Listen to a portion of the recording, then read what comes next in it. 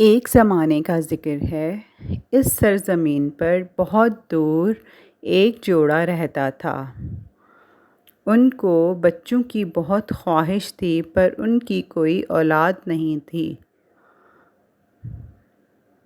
कुछ टाइम गुज़रने के बाद वो जवान औरत उम्मीद से हुई।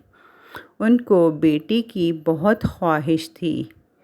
एक दिन वो अपने घर की खिड़की से बाहर देख रही थी। उसे एक बहुत ही खूबसूरत सलाद का बाग नज़र आया। उसी लम्हे उसने सोच लिया कि मैं ये सलाद लाज़मी खाऊंगी।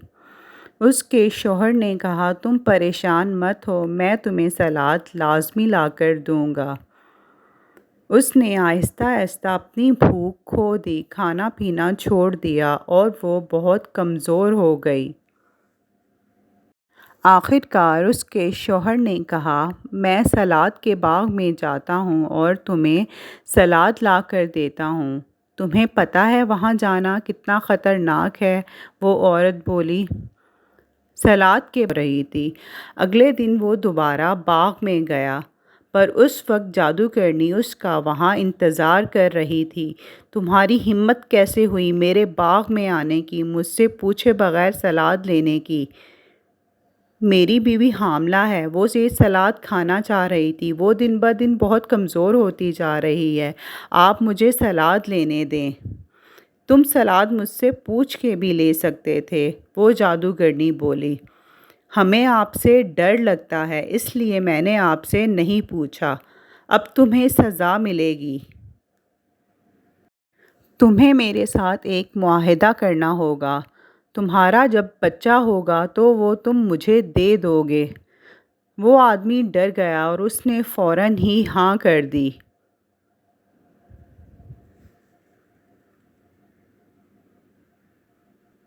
फिर तुम चाहे जितना भी सलाद ले लो, मैं तुम्हें मना नहीं करूँगी।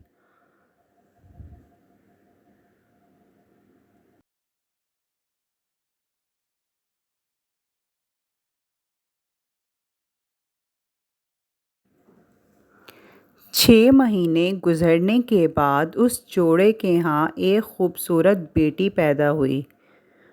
उन्होंने अपनी बेटी जादूगरनी को दे दी।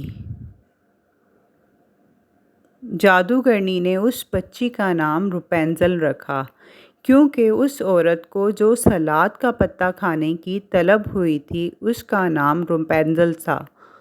इसीलिए उस बच्ची का नाम भी उस सलाद के पत्ते पे रुपेंज़ल रखा। वो दोनों अपनी बेटी को देने के बाद बहुत उदास हो गए।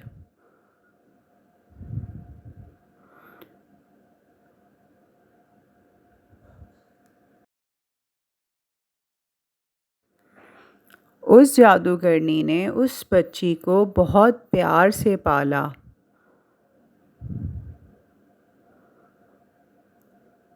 जब वो बच्ची 16 साल की जवान हुई तो वो बहुत ही खूबसूरत निकली। उसके लंबे भूरे बाल थे। उस जादूगरनी ने उस बच्ची के बाल कभी भी नहीं काटे थे।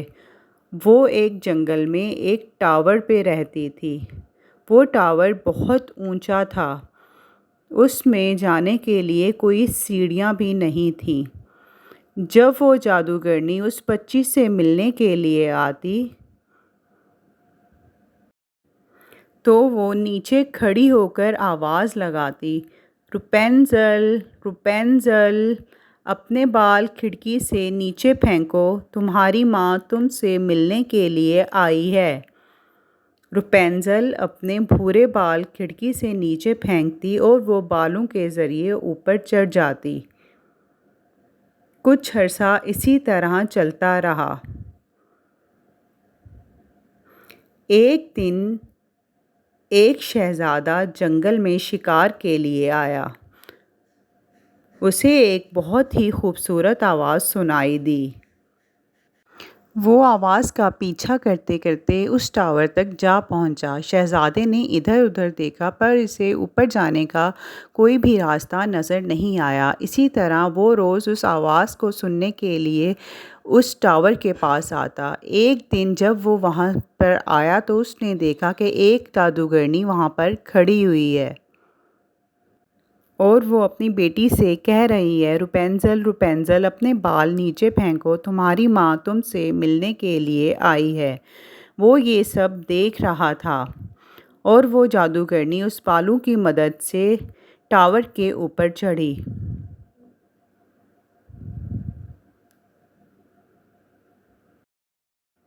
जादूगरनी के जाने के बाद अगले दिन वो शहज़ादा सूरज ग़रूब होने के बाद उस टावर के पास आया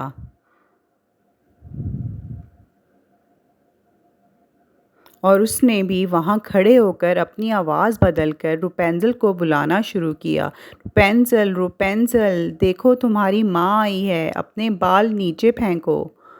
रुपेंज़ल ने उस शहज़ादे की आवाज़ सुनकर अपने बाल नीचे फेंके और वो उन बालों की मदद से ऊपर खिड़की पर जा पहुँचा।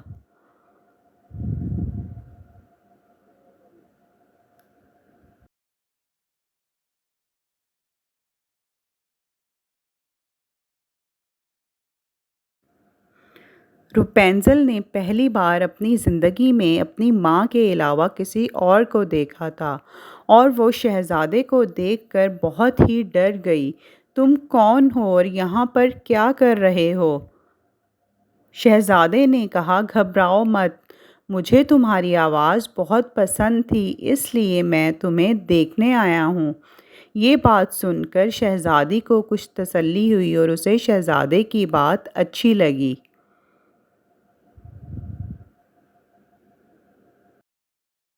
इसी तरह कुछ दिन गुज़रते गए।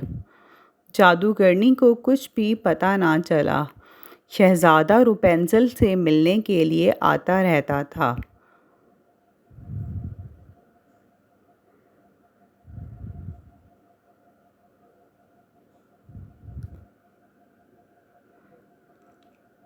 एक दिन शहज़ादे ने रुपेंज़ल से कहा, क्या तुम मुझसे शादी करोगी?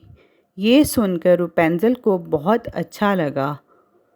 उसने फ़ौरन ही हाँ कर दी।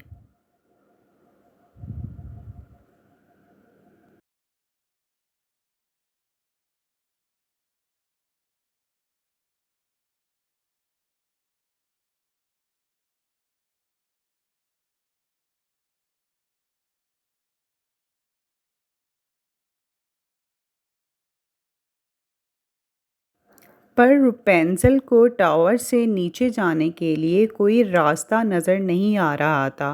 वो सोच में पड़ गई। वो ये पीस जमा करती रहती। वो उस पीस से रस्सी बनाना चाह रही थी। पर एक दिन रुपेंज़ल से बहुत बड़ी गलती हो गई। उसने जादूगरनी से कहा, माँ आपसे तेज़ तो शहज़ादा ऊपर आता है। जादूगरनी को बहुत गुस्सा आया। कौन शहज़ादा? कौन आता है तुमसे मिलने? बताओ मुझे। बताओ कौन शहज़ादा? मैंने तुम्हें कहा था मुझे कभी भी धोखा मत देना। मैं तुम्हें इस धोखेबाज दुनिया से दूर रखना चाहती थी।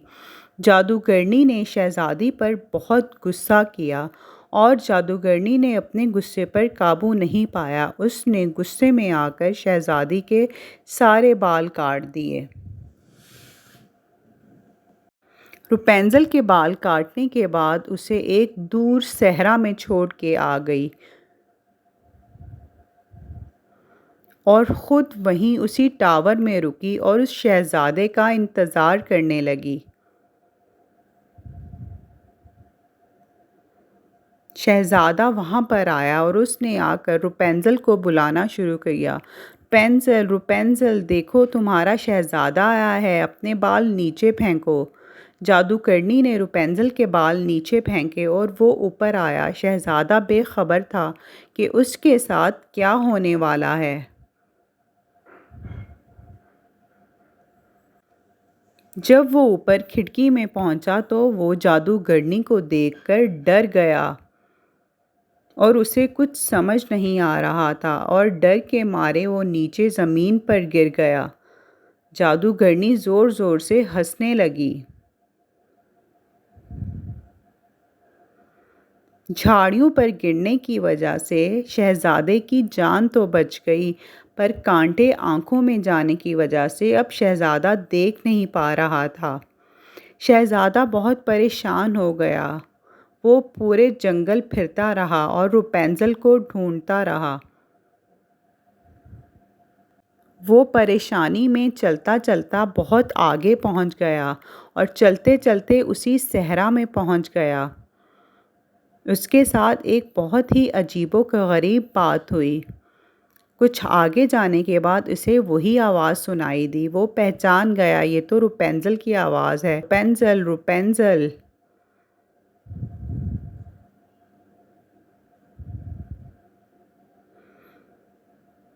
आखिरकार वो दोनों एक दूसरे से मिल गए। रपुंज़ल शहज़ादे को देखकर बहुत खुश हुई।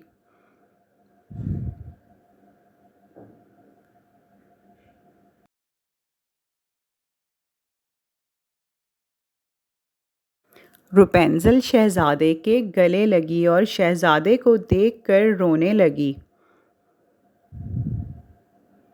रपुंज़ल के आंसू शहज़ादे की आंखों पर गिरे और उसकी आंखें भीग गईं और एक बहुत ही अजीबो-गरीब बात हुई। जैसे ही रपुंज़ल के आंसू शहज़ादे की आंखों पर गिरे, शहज़ादे को दिखाई देने लग गया। ये देखकर रपुंज़ल बहुत खुश हुई कि शहज़ादे की आंखें खुल गई हैं और शहज़ादा रपुंज़ल को लेकर अपने महल आ गया।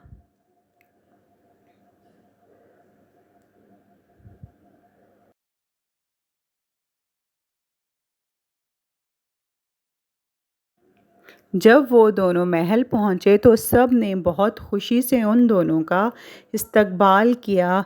इसी तरह वो दोनों खुशी-खुशी अपनी ज़िंदगी गुजारने लगे और वो दोनों एक दूसरे के साथ बहुत खुश थे।